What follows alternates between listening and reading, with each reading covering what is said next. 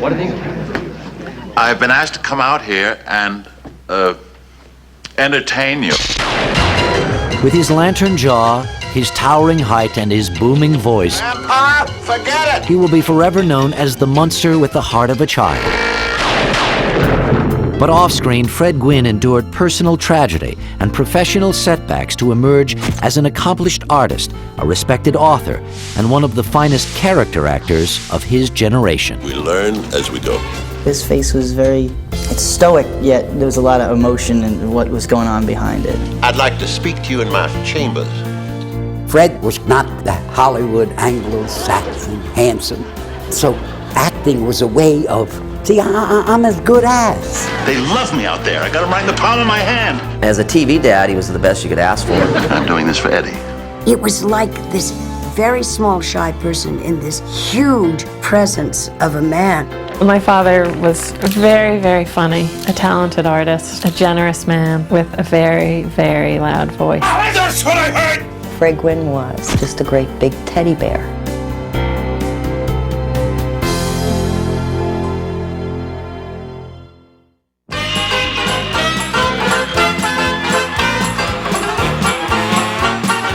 New York City in the 1920s. The Great War was over. The economy was thriving, and the blue bloods of Manhattan's cafe society were kicking up their heels at speakeasies around the town. It was in this atmosphere of parties and privilege that Frederick Hubbard Gwynne was born on July 10, 1926. His father, Frederick, was a successful stockbroker whose gregarious and whimsical personality delighted his young son. Fred's mother, Dorothy, was a strong-willed and artistic woman who had created the popular comic strip Sonny Jim. But once her son was born, Fred became the center of her universe. She had tried to have children before him, and I think 2 or 3 had died. So he was sort of a miracle baby for her, and she, just showered him with praise and love and attention. Doted on by his mother, Fred enjoyed all the benefits that wealth allowed as he came of age surrounded by America's aristocracy. I remember Fred telling me that in the wintertime, his dad used to have a house down in Palm Beach in Florida, right next to Joe Kennedy's house. So they moved in those kinds of circles. But in 1935, the 8-year-old's idyllic existence ended when his father unexpectedly died after a routine sinus operation. Shattered by the loss of the man he adored, the lonely youngster often withdrew into an imaginary world he created in his sketches, a talent he shared with his mother. He was always drawing, and I'm sure that his mother loved it since she was a cartoonist herself, and so she would encourage him to do that. You couldn't keep a pen out of his hands. Fred's mother also nurtured him through his awkward years at school, when a sudden growth spurt set the adolescent apart from his peers. Can you imagine a kid who was that tall and gangly, and you'd think he would be ostracized more than embraced? And I think his mother just made him feel so comfortable with himself that he was just very well liked. In 1939, 13-year-old Fred entered Groton, an elite and highly competitive East Coast prep school. Fred became an outgoing and popular student. He sang in the school choir, and he excelled in his art classes, studying under the noted portrait artist R.S. Merriman. As the young student's passion for art grew, he studied everything from the Impressionist to the 19th century political cartoons of Honoré Daumier. He also joined the drama program, which allowed him to express his whimsical personality. But throughout Gwynne's high school years, a dark cloud hung over the young men at Groton. In 1941, America entered the Second World War, and patriotic teens everywhere were eager to fight for their country. When Fred graduated in 1944, he immediately enlisted in the United States Navy. For 2 years, the 6'5" seaman served aboard a subchaser in the Pacific as a radio operator. You almost went insane. The Morse code constantly in your ear, going on and keeping up. He wept before the captain, he said, because he wanted to get out of it. He'd do anything, so he wept. And somebody said, "Aren't you ashamed of yourself?" But he got out of radio duty. After 2 years at sea, Gwynne was ready for an intellectual challenge, which he found at Harvard University. It was here that the undergraduate discovered an outlet for his artistic talent and wicked wit on the staff of the Harvard Lampoon, joining forces with fellow classmates John Updike and George Plimpton.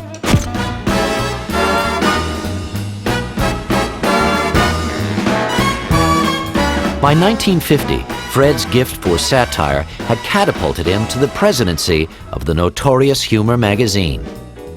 Gwynne also lent his towering presence to the university's Hasty Pudding Society, where his outrageous antics became legendary around campus.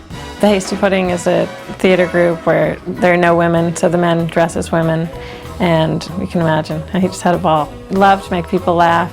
Gwynne basked in the attention he received from an audience, and the campus clown was anxious to test his skills outside the Ivy League.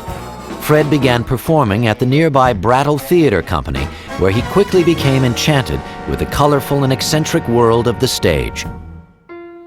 Romance also cast a spell over the Harvard student when he met 22-year-old Foxy Renard at a friend's wedding. And I think for my father it was love at first sight. My mother was very beautiful, and I'm not sure it went the other way. But Fred was captivated by the free-spirited young woman and pursued her ardently. Well, we liked each other. He was shy, he was very funny. I mean, I appreciate humor a lot.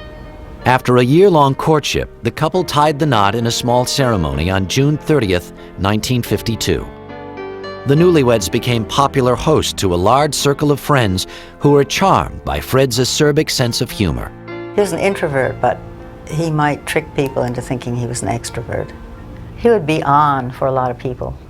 You know, he'd play a role and they'd think that they were very popular with him, haha, till they'd leave and he'd say, "Oh Christ, what bores."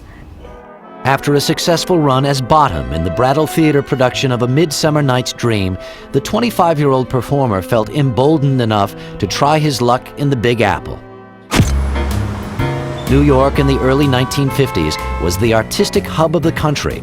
The new medium of television was thriving, and Broadway was producing some of its biggest hits. Fred and Foxy moved into a modest apartment, and Fred hit the pavement looking for work. But initially, he met some resistance. People said he was too tall or too thin, or, you know, had a lantern jaw or something. But then, obviously, other people saw that he had talent. People were just swept up by that. The novice actor quickly landed his first Broadway show with a supporting role in Mrs. McThing, starring the illustrious Helen Hayes.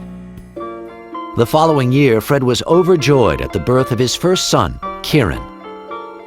But the new father's elation quickly turned to heartache when Kieran suffered a severe brain injury that left him mentally disabled. He had a subdural hematoma when he was about a year and a half and had brain surgery, which in those days, the scar went from ear to ear. And from the surgery, he developed epilepsy and had grand mal seizures, which was very hard. My father needed to have a perfect son. So I think it was hard, as it is for any parents, to have a child that isn't exactly perfect. And that it was the first child was harder still. To escape his anguish, Gwynne threw himself into his work. In 1954, Fred made the acquaintance of director Elia Kazan, who gave him a bit part as one of Lee J. Cobb's henchmen in On the Waterfront. That same year, Foxy gave birth to a daughter, Gaynor. Although he had little interest in the day-to-day tasks of fatherhood, Fred grew to be a delightful companion for his children.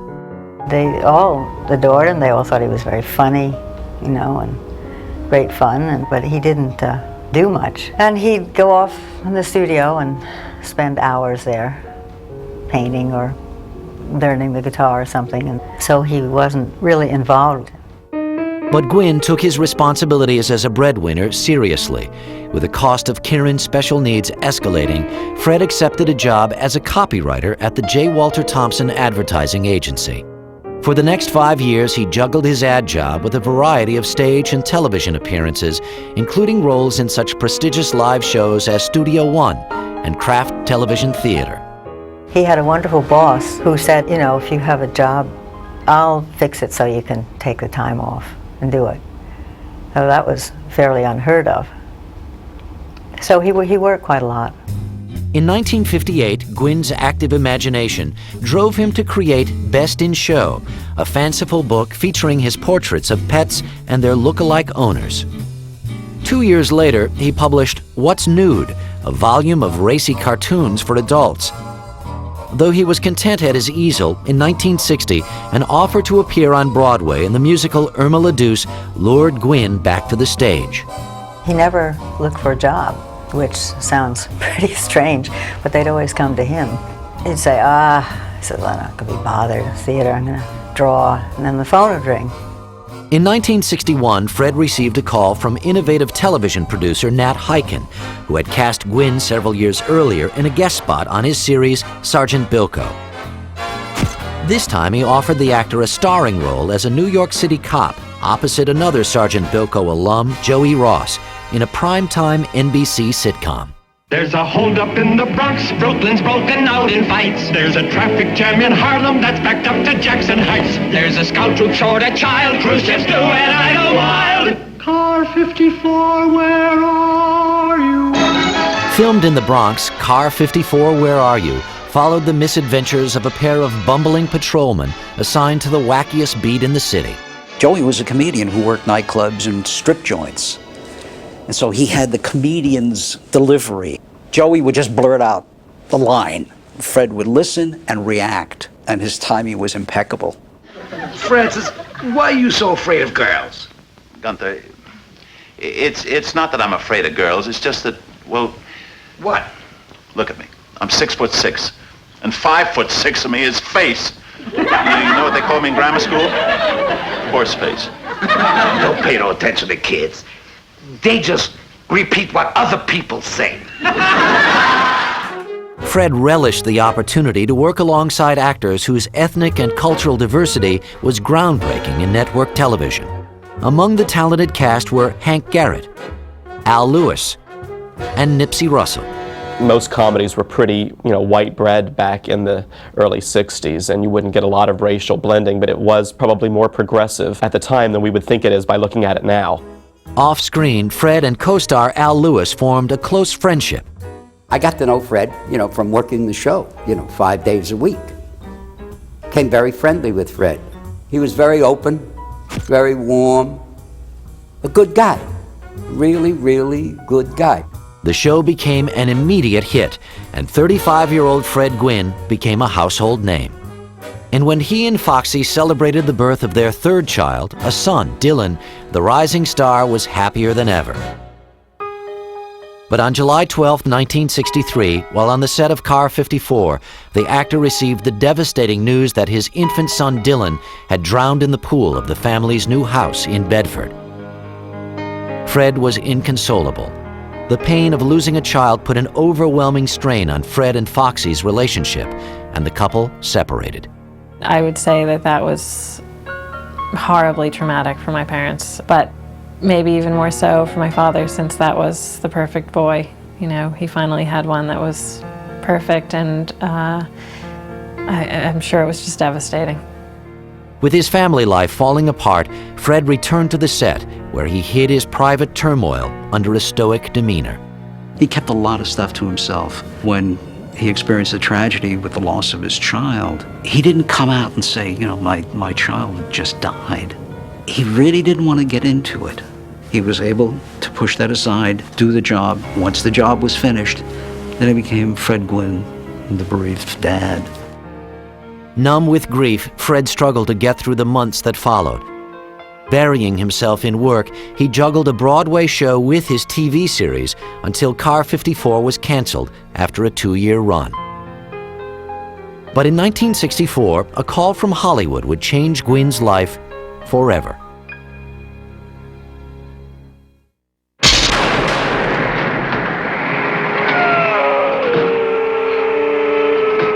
This is, where you live? Yep, this is it. Come on in and have a cup of coffee. I want you to meet my aunt and uncle. Within months of Car 54's cancellation, Fred Gwynne was offered the lead in a proposed television show based on the classic movie monsters Frankenstein, Dracula, and the Wolfman. The comedy would center on an eerie family of monsters living in the middle of a typical suburban neighborhood.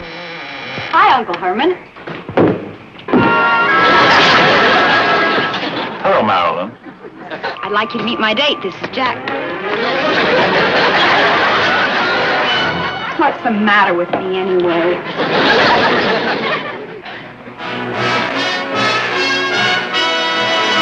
Teamed with friend and Car 54 co-star Al Lewis, Fred appeared as Herman Munster in this rarely seen test, opposite Joan Marshall as his vampire wife, Happy Durman in the role of their son Eddie, and Beverly Owen as the Munsters' niece, whose all-American beauty made her the family misfit. It's the family living in a neighborhood where they don't quite fit in, but they don't quite realize that.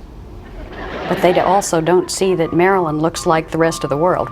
After extensive retooling, which included shooting the series in cost-effective black and white, as well as recasting the role of Herman's son Eddie with 11-year-old Butch Patrick, and the role of Herman's wife with 50s screen siren Yvonne DiCarlo, See? Mommy sewed the ear back on your woof-woof. Fred reluctantly agreed to sign on. He didn't want to do it, but the money was too good. And he thought, well, he'd try it. The whole idea kind of turned him off. With the show now in production, Fred and Foxy reconciled in the hope that they could make a new life for themselves and their children in Los Angeles. And on September 24th, 1964, The Munsters premiered on CBS. In this one year of 1964, you had The Munsters come on the air. That same month, The Addams Family came on the air. That same month, Bewitched came on the air. There seems to be just this weird little cultural explosion at the moment about spoofing sitcoms through the conventions of fantasy and through horror. The Munsters was an immediate hit, but it was Fred's interpretation of the Frankenstein monster as an innocent, childlike character that captured the audience's hearts. I did it! I'm a magician!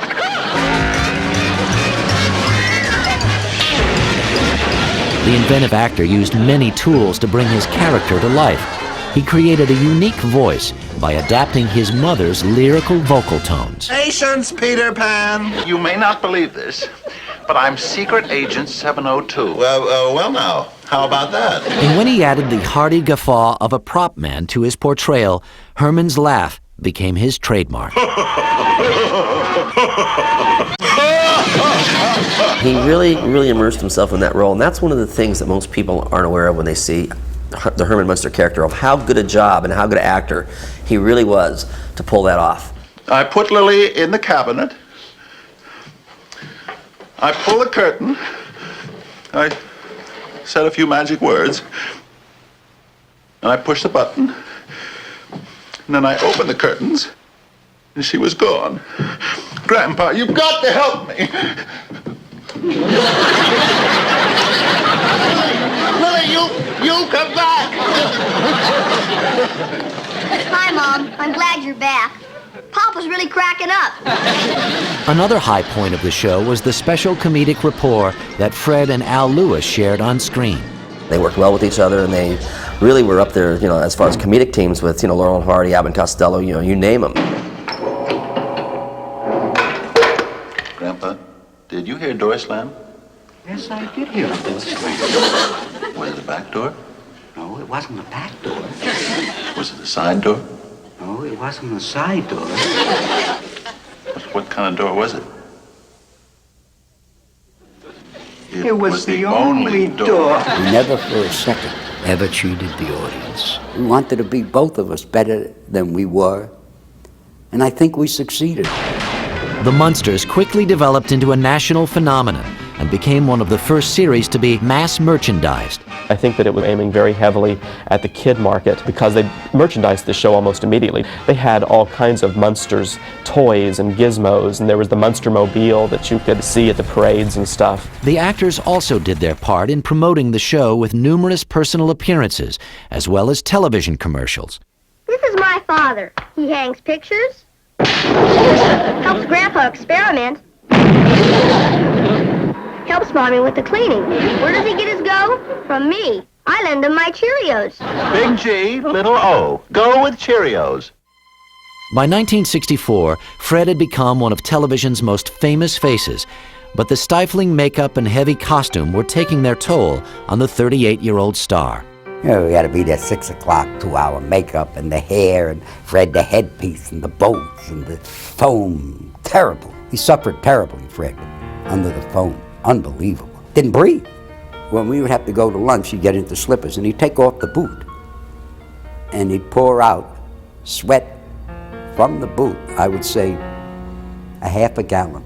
Forced to take salt tablets to prevent severe dehydration, Fred also began suffering chronic back pain and grew dangerously thin.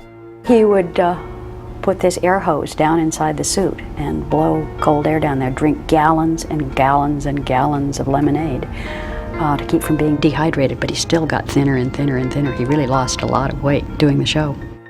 Making the Munsters even more difficult for Fred was his growing frustration with the show's scripts. After a while, there's only so many times you can go to the well of these type of jokes that we'd already done twice. And Fred was very frustrated because he was a professional, a consummate professional, and you know, it got to the point where he felt that he'd done everything he possibly could and there was really nowhere else for him to go. Now running the risk of becoming repetitive, the series took a 1-2 punch in its second season when ABC's Batman premiered opposite the creepy comedy. In a desperate ploy for increased viewership, the studio decided to produce a color feature film adaptation entitled Munster Go Home. Don't I look frightfully handsome in Technicolor? Call the police. Right. Get the FBI. Will do. Call Scotland Yard. Right now. Phone Batman. I got it. Car 54, where are you? See Herman Munster in his Dracula challenge some of the world's fastest cars in history's weirdest race. But nothing could help the Munsters. By the end of the year, the spooky series had lost the ratings race, and CBS canceled the show. He was happy. He was at the cast party. He held up a little sign that said, everybody says, "Watch Batman." He had no problems. He was ready to go. He wanted to go, and it was time. And he was very, very happy to return home. After 2 years of playing Herman Munster, the actor was ready for a break from the grueling role. But for Fred Gwynne, escaping the part that had made him famous would prove to be more difficult than he could ever have imagined. By the fall of 1966, the Munsters had vanished from network television, and after a brief respite, a restless Fred Gwynne was ready to return to work. But the actor was shocked by the devastating effect his 2 years as Herman Munster had on his acting career. It wasn't until he was out of the Munsters that he realized that it had hurt him a lot as far as acting. His name would come up for a part and they'd say, "Oh, come on, Herman Munster for that? Are you crazy?" Dispirited, in 1967, the 41-year-old star left Hollywood and moved back to New York. He didn't like Hollywood.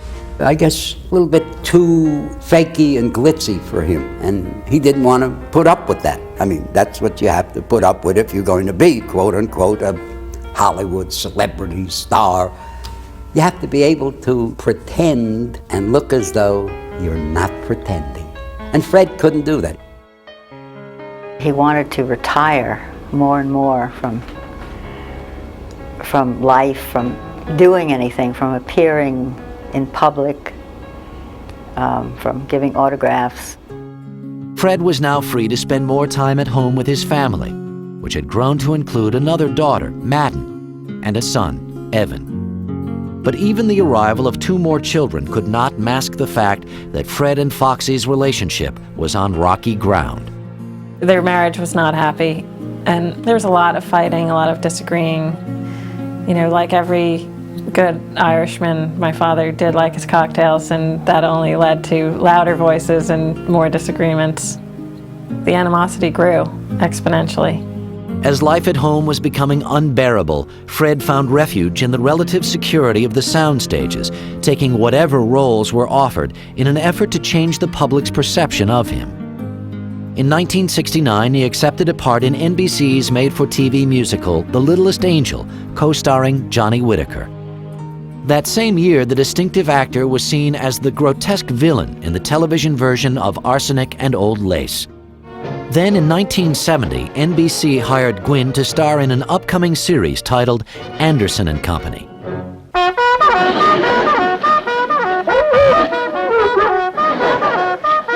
Fred played a turn-of-the-century store owner and the father of 8 rambunctious children.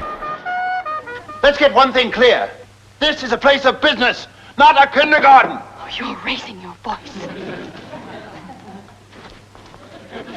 Never, under any circumstances, are the children to come in this store again without express permission from me. Never, never, never. All right.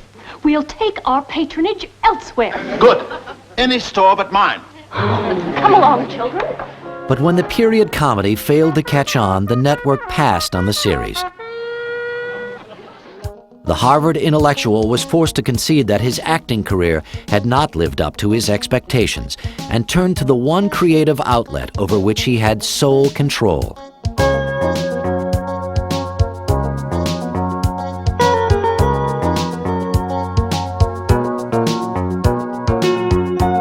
Though he was no longer receiving a regular salary, wise investments allowed Gwynne the freedom to indulge in his passion for art. He had a studio at the house that my parents had that was separate from the house, and he just painted and painted and painted. Inspired by his daughter, Madden, Fred began working on a children's book that combined his fanciful sense of humor with his love of wordplay. I had asked him one day about the mole on his face, and he said, "That's a mole," and he said, "I examined it." And a few days later, the cat killed this little furry brown animal on the lawn, and I said, "What is that?" And he said, "That's a mole." And he said, "I stared from this brown animal to his face, back and forth and back and forth," and he said finally he realized what I was doing, and it just cracked him up. This misunderstanding led to a series of children's books which, over the years, included such classics as The King Who Reigned, A Chocolate Mousse for Dinner, and A Little Pigeon Toad. While the books were hugely successful, Gwynne still felt he had to prove himself as a serious actor and decided to return to the small stages of New England, where his career had begun 23 years earlier. But more than a few heads turned when the former television star was cast as Big Daddy in a revival of Tennessee Williams' Cat on a Hot Tin Roof, co-starring Elizabeth Ashley. There was great trepidation, and all during the rehearsal period, I can remember people saying to me, I mean, right, you got Herman Munster playing Big Daddy? I mean, come on, he's done everything.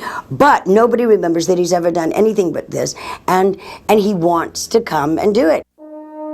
Unfazed by the skeptics, Gwynne turned in a stellar performance that won him praise from the play's legendary author. Fred brought every aspect to it that Tennessee had ever conceived of. And that's very rare when you're dealing with a playwright like Tennessee Williams.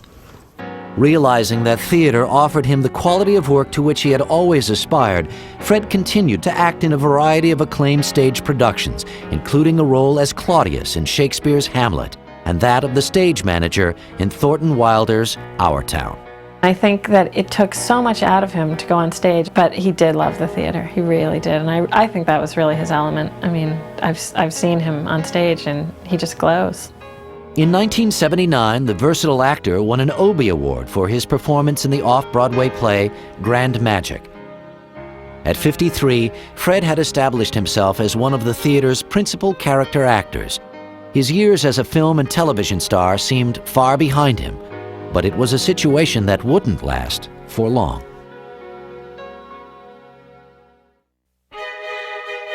In 1979, 53-year-old Fred Gwynne was approached by Italian filmmaker Bernardo Bertolucci. The director of such landmark films as The Conformist and The Last Tango in Paris offered Gwynne a pivotal role in the somber drama Luna, starring Jill Clayburgh. I had a strange dream last night. What?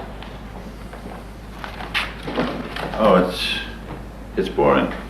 Tell me. No, you're busy packing. I'll tell you later. Tell me your dreams. When people tell me their dreams, I find it very interesting. I'll tell you later. We'll have loads of time on the boat, okay? Remember, we have 2 hours to get ready. By now, Gwynne was beginning to prove that there was more to him than Herman Munster. But at home, Fred's relationship to Foxy was unraveling, and after 28 years together, the couple decided to divorce. You just drift apart.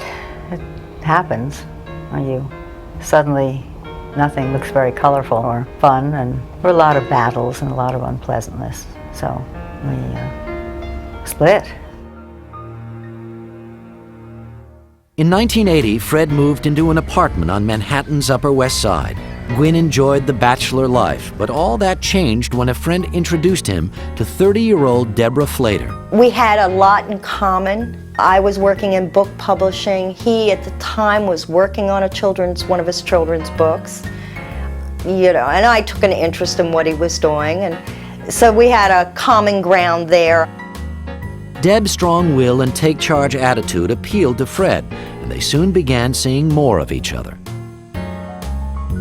She made him feel very secure, and she's a strong woman, and he really liked that. He likes to have a strong woman to take care of him, and he liked to be told which way to go, and Debbie was just the woman for the job.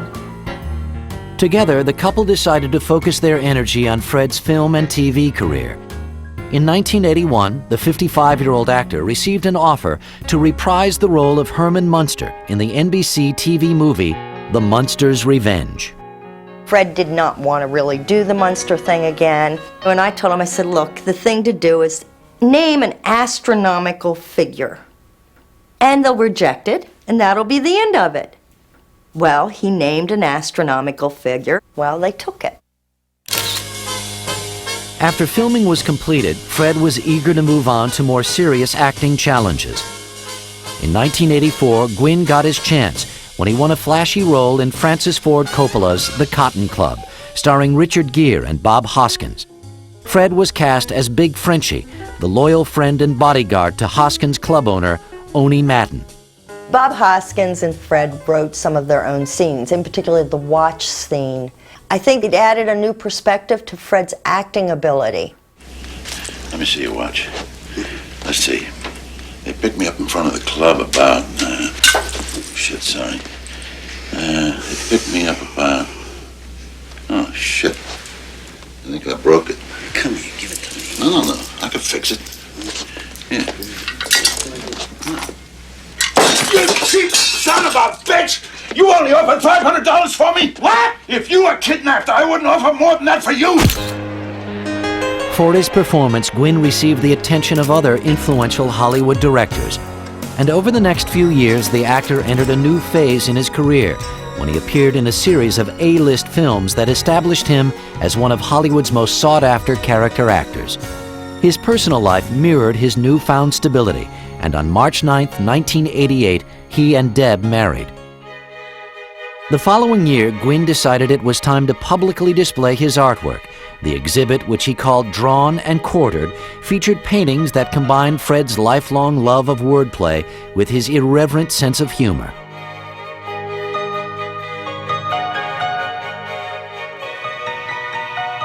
He was a spiritual person. He was very interested in the hereafter and who God was and what power that makes us all tick. And he expressed a lot of that in his paintings.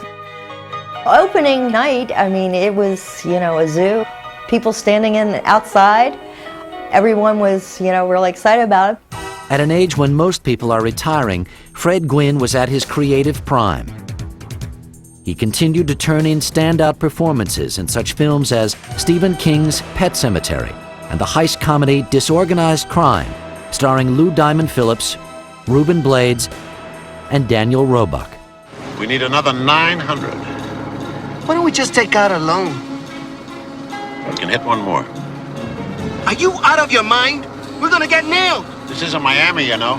Every cop they have will be swarming over that market. If we hit another right now, they won't be ready. They won't be ready? I'm not ready. I haven't done this since I was 17. Go. I can't believe I'm doing this. The film was shot in Montana, and Gwynne, who had developed a fear of flying, traveled to the location in a custom motorhome with Deb. Still newlyweds, the couple's playful chemistry lit up the set. Fred and Debbie seemed really like they saw life the same way. They played the same way, they talked the same way, and they just seemed perfect together. The movie received only modest attention, but critics singled out Fred's subtle performance as a highlight. Although the 63-year-old actor was now working steadily, Fred grew irritable and restless.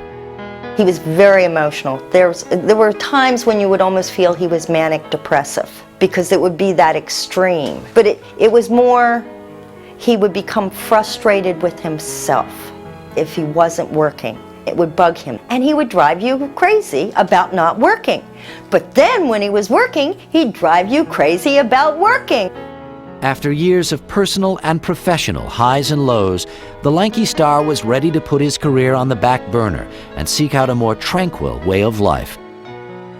But now that Fred was anxious to retire, he found himself in greater demand than ever before.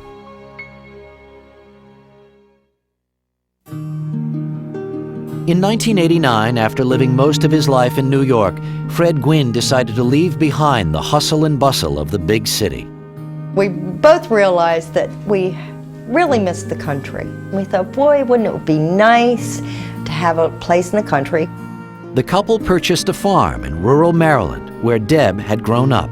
Well, at that time it was 280 acres and we added 10 more to it. But the house was unlivable. Most people would have bulldozed the house, but we felt it had character, it was old, it had history, and it was fun to do.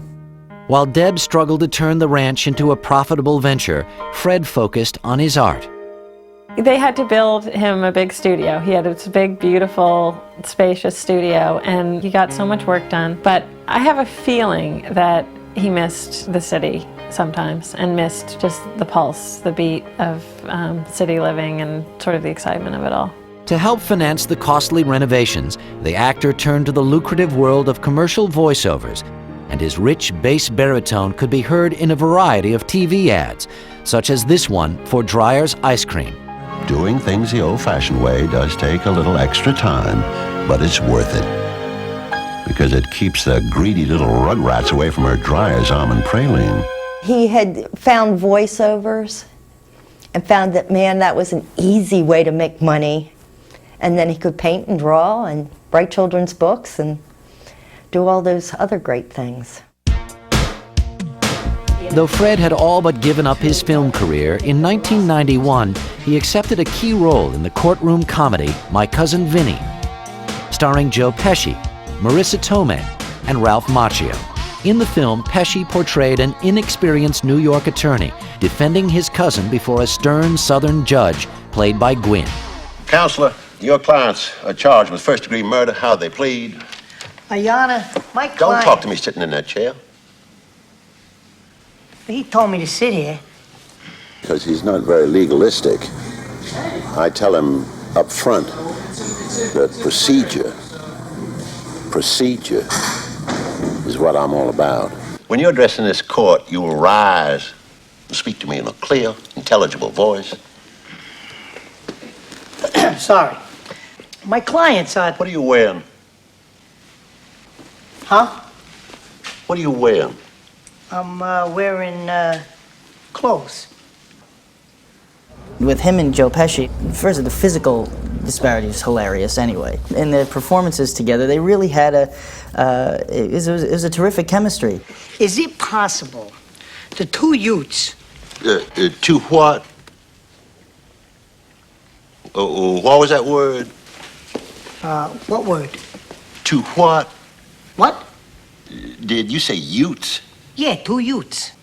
What is a ute? Oh, excuse me, Your Honor. Two youths.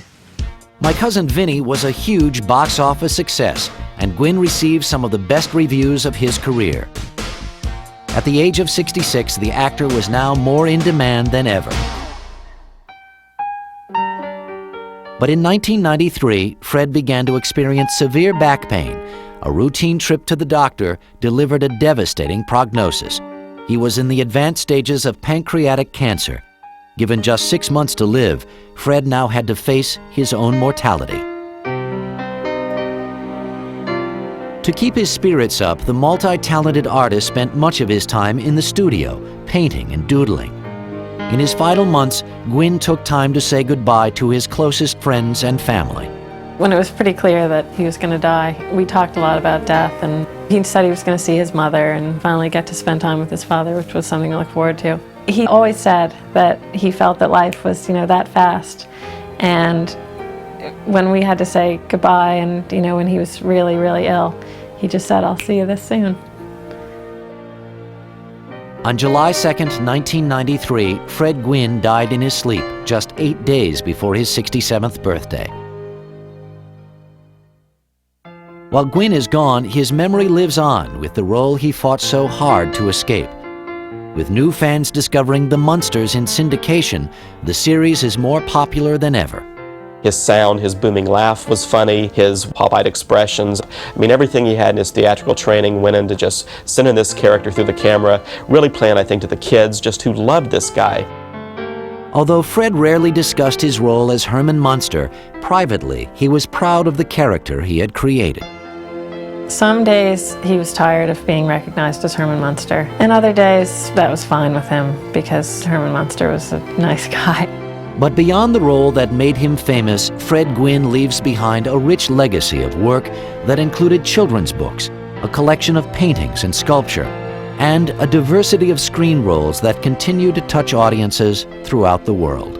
I still get fan mail expressing how much he meant to them, and it kind of amazes me sometimes. Fred Gwynne loved life, and he was given a lot of talents with which to express that love. He was just this big, huge man, and he was a little boy inside of that big, huge man. I never saw Fred's ego. He wasn't about, look at me. He was about the dance. He was fine. Very hard to talk about someone you had so much fun with, you loved, you admired. I love you, Fred. Rest in peace.